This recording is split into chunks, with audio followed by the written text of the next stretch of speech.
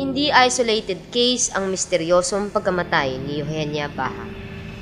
Noong ika-5 ng Disyembre taong 2008, namatay din ang OFW na si Julie Candido, isang domestic helper sa Dubai, sa ilalim ng misteryosong mga sirkumstansya. Nakatira sa maralitang komunidad sa West Avenue, Quezon City ang kanyang pamilya.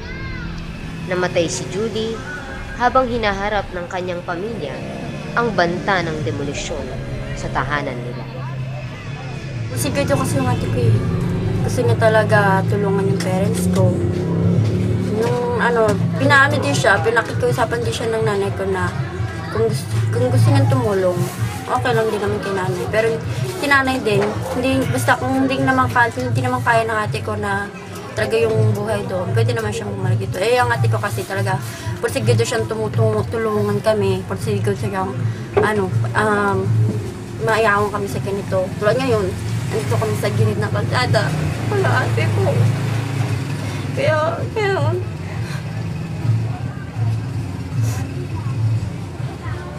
nagpasko kami, nahulong ang ate ko. Sa bagong taon kami, wala siya. Si Julie, matapang siya. Kumbaga, hindi sumusuko kahit anong laban na ano sa kanya. Hindi yun sumusuko. Hanggat kaya niya, gagawin niya. Ganun yung, kaya hindi kami naniwalang yung ganun lang nangyari sa kanya. Sabi niya sa akin, Ning, sabi niya, may problema ako, sabi niya. Sabi ko, anong problema mo? Ayaw niya sabihin, pero iyak lang siya na iyak. Yun yung last namin na usap. Iyak lang siya na iyak na may problema daw siya, ganun.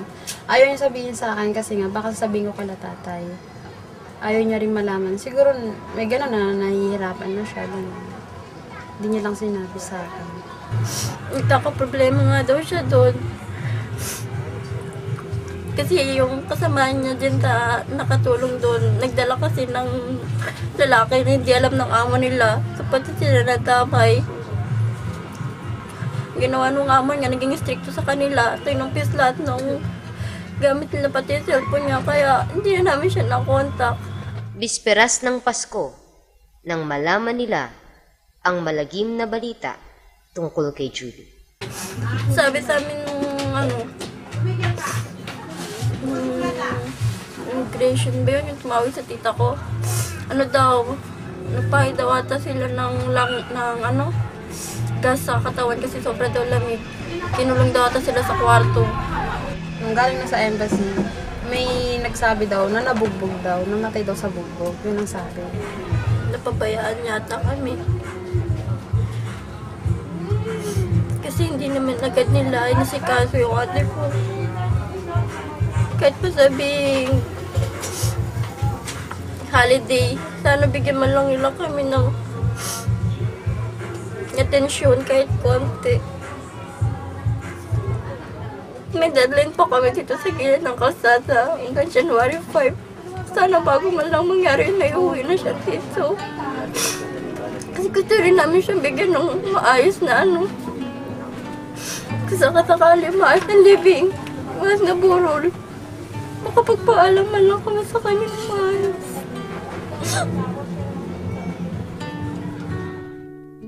Ayon sa Migrante International, militanteng organisasyon ng mga migranteng Pilipino, laganap ang ganitong mga kaso ng pagkamatay ng mga OFW. Yung problema ang kinakarap kasi ng mga OFW ba, nagkakaroon ng mga ganitong klaseng misteryosong pagkamatay.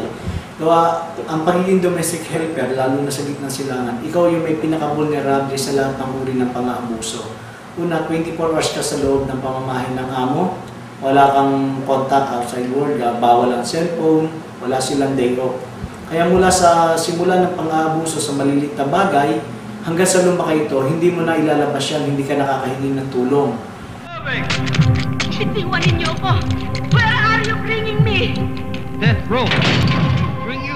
Kadalasay mga biktima ng diskriminasyon at pang-aabuso, maraming OFW din ang nakukulong at hinahatulan ng kamatayan. Minsan, hindi na sila naisasalba pa. Taong 1995, nang bitayin ang domestic helper sa Singapore na si Flor Contemplacion. Simula noon, marami na ang natulad kay Flor. Pinakahuli ang pagpugot sa ulo ni Jennifer Bedoya na nahatulang pumatay sa isang Arabong di umano'y nagtangkang gumahasa sa kanya.